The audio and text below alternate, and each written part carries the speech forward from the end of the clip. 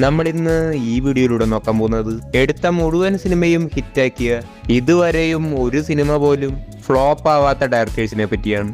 ലിസ്റ്റിലാക്കിയത് ഒരു തമിഴ് ഡയറക്ടറായിട്ടുള്ള വെട്രിമാരൻ. സിനിമയിൽ കയറണമെന്ന ആഗ്രഹം കൊണ്ട് ഡിഗ്രിയിൽ നിന്ന് ഡ്രോപ്പ് ഔട്ടായി ഇദ്ദേഹം ഡയറക്ഷന് വേണ്ടി ഇറങ്ങി. അങ്ങനെ ഒരുപാട് വർഷങ്ങൾ ട്രൈ ചെയ്തു. അങ്ങനെ ഇദ്ദേഹം അസിസ്റ്റന്റ് ഡയറക്ടറായി. അങ്ങനെ വർഷങ്ങൾ കഴിഞ്ഞ് 2007 ഇദ്ദേഹം ധനുഷിനെ നായകനാക്കി പൊല്ലാതവൻ എന്ന സിനിമ എടുത്തു. സിനിമ വളരെ വലിയ വിജയമായി മാറി. ഈ സെയിം സിനിമ തെലുങ്ക്, കന്നഡ, ബംഗാളി തുടങ്ങിയ പല ഭാഷകളിലേക്ക് റീമേക്ക് ചെയ്തു. പിന്നീട് കുറച്ച് ഗ്യാപ്പ് എടുത്ത് 2011 ആയപ്പോൾ ധനുഷിനെ വെച്ചുകൊണ്ട് തന്നെ ആടുകളം എന്ന സിനിമ എടുത്തു. ഇതും ബ്ലോക്ക് ബസ്റ്റർ ആയിരുന്നു. ഈ ഒരു സിനിമയ്ക്ക് മികച്ച ഡയറക്ടറിനുള്ള നാഷണൽ അവാർഡും മികച്ച സ്ക്രീൻ പ്ലേക്കുള്ള നാഷണൽ അവാർഡും ഇദ്ദേഹം നേടിയെടുത്തു. അടുത്ത സിനിമയായിരുന്നു വിസാരണ. ഇത് 2015 പുറത്തിറങ്ങിയത്. ചെറിയ ബഡ്ജറ്റിൽ വന്ന് വലിയ വിജയം നേടിയ സിനിമയാണിത്. ബെസ്റ്റ് ഫീച്ചർ ഫിലിമിനുള്ള നാഷണൽ അവാർഡും സിനിമയ്ക്ക് ലഭിച്ചു. ഈ സിനിമ പുറത്തിറങ്ങിയത് 2015 പിന്നീട് വീണ്ടും ധനുഷിനെ നായകനാക്കി 2018 വട ചെന്നൈ എന്ന സിനിമ പുറത്തിറക്കി. ഈ സിനിമയുടെ കളക്ഷൻ 100 കോടി രൂപയായിരുന്നു. അടുത്ത സിനിമ പിറ്റേ വർഷം, അതായത് 2019 പുറത്തിറങ്ങി.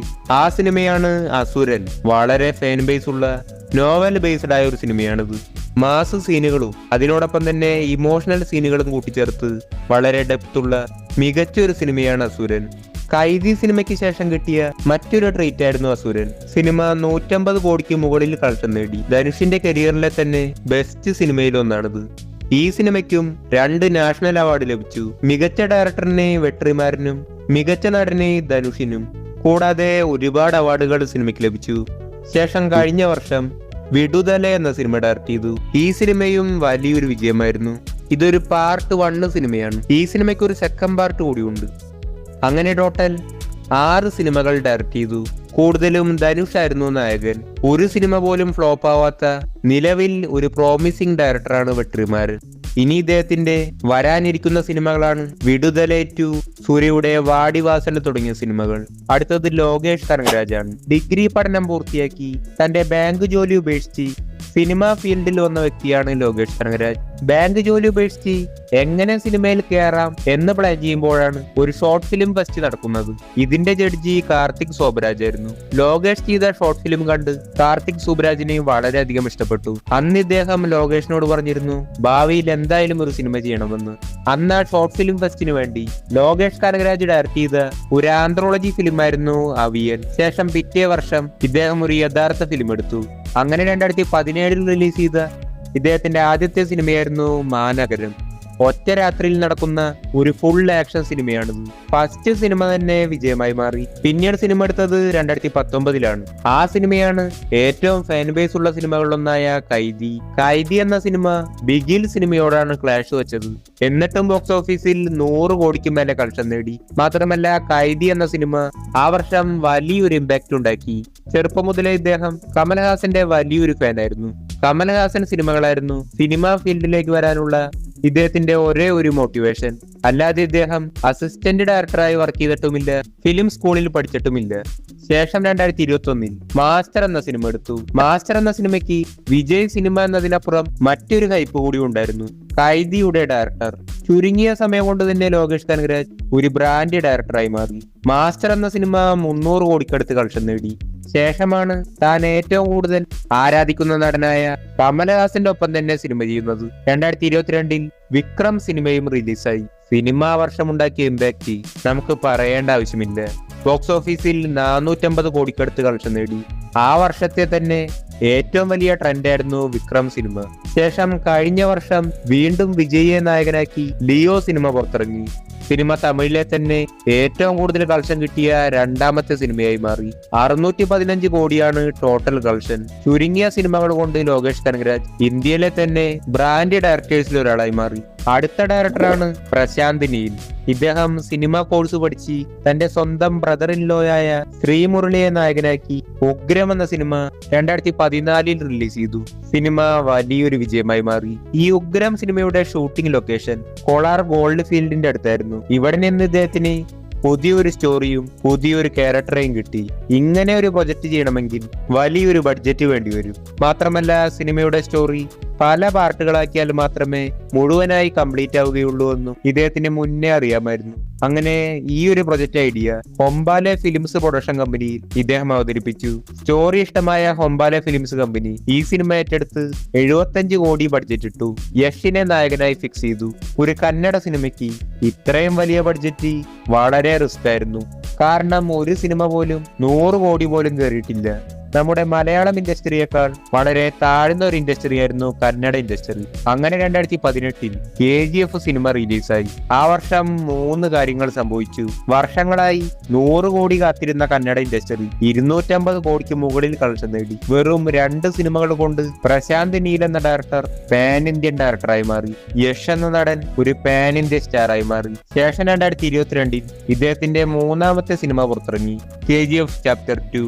ഇതിനോടകം തന്നെ KGF 1 എന്ന സിനിമ ഇന്ത്യ മുഴുവനായ ആളുകൾ റിപ്പീറ്റ് അടിച്ച് കണ്ടു കഴിഞ്ഞിരുന്നു. 2 എന്ന സിനിമയ്ക്ക് അങ്ങനെ വലിയൊരു ഹൈപ്പ് കയറി. സിനിമ റിലീസായപ്പോൾ ഹൈപ്പിനൊത്തൊരു സിനിമ തന്നെയായിരുന്നു. അങ്ങനെ 100 കോടി ബഡ്ജറ്റിൽ വന്ന സിനിമ ടോട്ടൽ 1200 കോടിയാണ് കളക്ഷൻ നേടിയത്.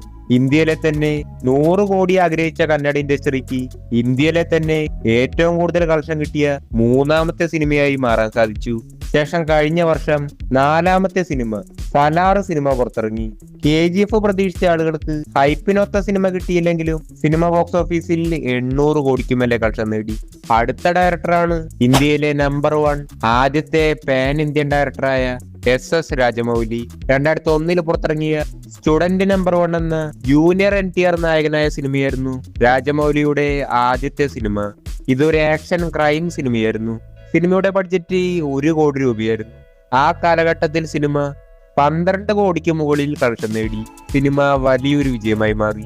2003 2ാമത്തെ സിനിമ പുറത്തിറങ്ങിയത്. ജൂനിയർ NTR തന്നെയായിരുന്നു നായകൻ. സിംഹാഡ്രി എന്നായിരുന്നു സിനിമയുടെ പേര്.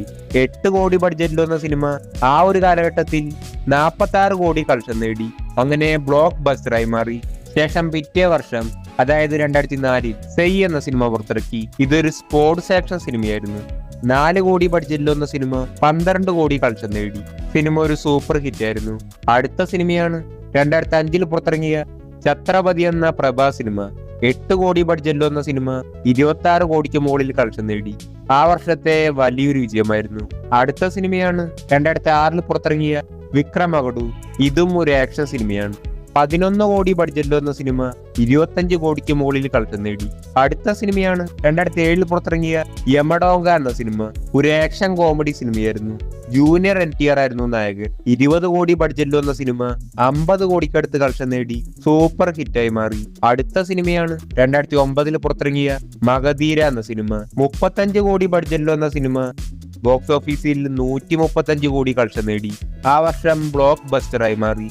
ഈ ഒരു സിനിമയോടുകൂടി രാജമൗലി ഇന്ത്യ മുഴുവനായി ശ്രദ്ധിക്കപ്പെട്ടു. അടുത്ത സിനിമയാണ് 2010 പുറത്തിറങ്ങിയ മര്യാദ രാമണ്ണ. ഇതൊരു ആക്ഷൻ കോമഡി സിനിമയായിരുന്നു. 20 കോടി ബഡ്ജറ്റിൽ വന്ന സിനിമ 40 കോടിക്ക് മുകളിൽ കളക്ഷൻ നേടി. ഈ സിനിമയാണ് മര്യാദ രാമൻ എന്ന പേരിൽ മലയാളത്തിൽ നമ്മൾ കണ്ടത്. പക്ഷേ മലയാളം റീമേക്ക് ഫ്ലോപ്പായിരുന്നു. അടുത്ത സിനിമയാണ് 2012 പുറത്തിറങ്ങിയ ഈഗ എന്ന സിനിമ. 35 കോടി ബഡ്ജറ്റിൽ വന്ന സിനിമ 100 കോടിക്ക് മേലെ കളക്ഷൻ നേടി ഒരു ബ്ലോക്ക് ബസ്റ്ററായി മാറി. അടുത്ത സിനിമയാണ് 2015 പുറത്തിറങ്ങിയ ബാഹുബലി ദ ബിഗിനിങ്. ട്രെയിലർ കണ്ടിട്ട് തന്നെ കിങ് എന്ന് വിശ്വസിക്കുന്ന ബോളിവുഡ് വരെ ഞെട്ടിപ്പോയി. ജിയോ സിം പോലും ആ ടൈമിൽ വന്നിട്ടുണ്ടായിരുന്നില്ല. എന്നിട്ടും ആളുകൾ റിപ്പീറ്റ് അടിച്ച് കണ്ട ട്രെയിലറാണ് ബാഹുബലിയുടെ. ഒരു ഇന്ത്യൻ സിനിമ തന്നെയാണോ എന്ന് വിശ്വസിക്കാനേ കഴിഞ്ഞില്ല.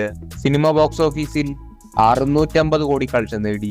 സൗത്ത് ഇന്ത്യയിൽ നിന്ന് ആദ്യത്തെ പാൻ ഇന്ത്യൻ സിനിമ. പിന്നീട് 2017 ബാഹുബലി 2 പുറത്തിറങ്ങി. 1800 കോടി കളക്ഷൻ നേടി. ഗ്ലോബൽ ലെവലിൽ ശ്രദ്ധിക്കപ്പെട്ട ഇന്ത്യയിലെ ഏറ്റവും കൂടുതൽ കളക്ഷൻ കിട്ടിയ 2ാമത്തെ സിനിമ. ഈ ഒരു സിനിമയോടുകൂടി ഇന്ത്യയിലെ തന്നെ ആദ്യ പാൻ ഇന്ത്യൻ ഡയറക്ടറായി രാജമൗലി മാറി. പാൻ ഇന്ത്യൻ സ്റ്റാറായി പ്രഭാസും മാറി. പിന്നീട് 2022 RRR എന്ന സിനിമ പുറത്തിറങ്ങി. സിനിമ 1400 കോടി രൂപ കളക്ഷൻ നേടി. ഗ്ലോബൽ ലെവലിൽ ശ്രദ്ധിക്കപ്പെട്ടു. മികച്ച ഒറിജിനൽ സോങ്ങിനുള്ള ഓസ്കാർ അവാർഡ് വരെ നേടി. ഇന്ന് രാജമൗലിയുമായി കൊളാബറേറ്റ് ചെയ്യുവാൻ ഹോളിവുഡിൽ നിന്ന് വരെ കമ്പനികൾ വരുന്നു. അടുത്ത ഡയറക്ടറാണ് രാജ്കുമാർ ഹിരാനി. 2004 പുറത്തിറങ്ങിയ മുന്നാബായി MBBS ആയിരുന്നു ഇദ്ദേഹത്തിന്റെ ആദ്യത്തെ സിനിമ. സിനിമ വലിയൊരു വിജയമായിരുന്നു. സഞ്ജയ് ദത്തിന്റെ കരിയറിലെ തന്നെ ഏറ്റവും മികച്ച സിനിമകളിലൊന്നാണിത്. 10 കോടി ബഡ്ജറ്റിൽ വന്ന സിനിമ 56 കോടിക്ക് മുകളിൽ കളക്ഷൻ നേടി. പിന്നീട് 2006 ലഗേ റഹാവോ മുന്നാബായ് എന്ന മറ്റൊരു സിനിമ പുറത്തിറക്കി. 19 കോടി ബഡ്ജറ്റിൽ വന്ന സിനിമ 130 കോടി കളക്ഷൻ നേടി. നിങ്ങൾ മുന്നാബായ് കണ്ടിട്ടില്ലെങ്കിൽ ഉറപ്പായും കാണണം. വളരെ കോമഡിയായ വളരെ മികച്ചൊരു സിനിമയാണ്. ശേഷം 2009 3 ഇഡിയറ്റ്സ് എന്ന സിനിമ പുറത്തിറങ്ങി. 55 കോടി ബഡ്ജറ്റിൽ വന്ന സിനിമ 400 കോടിക്ക് മുകളിൽ കളക്ഷൻ നേടി. ഈ സിനിമയുടെ റീമേക്കാണ് നൻപൻ എന്ന സിനിമ. അടുത്ത സിനിമ 2014 പുറത്തിറങ്ങിയ PK എന്ന സിനിമ. 85 കോടി ബഡ്ജറ്റിൽ വന്ന സിനിമ 770 കോടി കളക്ഷൻ നേടി. ശേഷം 2018 സഞ്ജു എന്ന സിനിമ പുറത്തിറങ്ങി. സഞ്ജയ് ദത്തിന്റെ ലൈഫ് സ്റ്റോറി ആയിരുന്നു സിനിമ. 96 കോടി ബഡ്ജറ്റിൽ വന്ന സിനിമ 556 കോടി കളക്ഷൻ നേടി. ലാസ്റ്റ് സിനിമയാണ് കഴിഞ്ഞ വർഷം പുറത്തിറങ്ങിയ ഷാരൂഖ് ഖാന്റെ ഡങ്കി എന്ന സിനിമ. 120 കോടി ബഡ്ജറ്റിൽ വന്ന സിനിമ 470 കോടി കളക്ഷൻ നേടി. ചുരുങ്ങിയ സിനിമകൾ കൊണ്ട് ഇന്ത്യയിലെ തന്നെ മികച്ചൊരു ഡയറക്ടറായി രാജ്കുമാർ ഹിരാനി മാറി.